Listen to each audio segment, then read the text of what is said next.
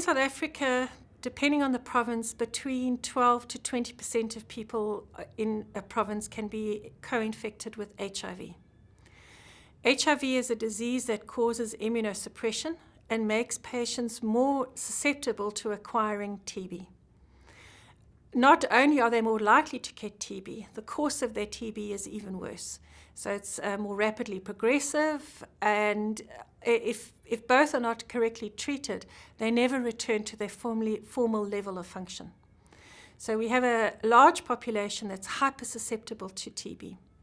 I became a doctor because I didn't want people to be sick, and I wanted to help sick people get better.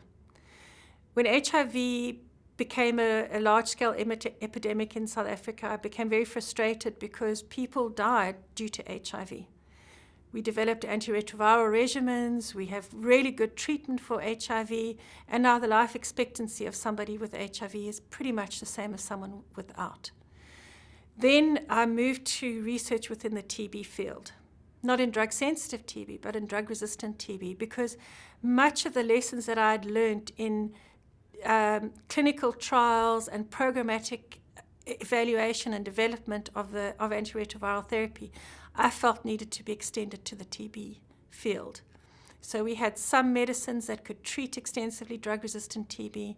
They had terrible side effects, they were intolerable, and I wanted to be involved in something that changed that paradigm. Patients who acquire TB in the developing world tend to acquire it at a pretty young age, around the age of 35. These are people who are economically active. They are often parents or members of family, and if they should get very ill and die, they place a lot of hardship on their communities and their families.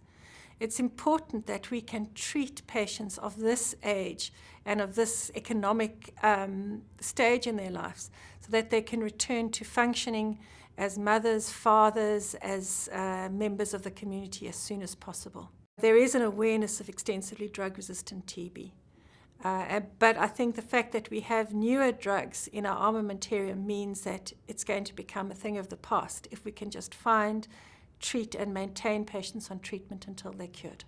I think that one of the things that I've really enjoyed and felt privileged to do in my career is to work at the interface between research and policy and program development.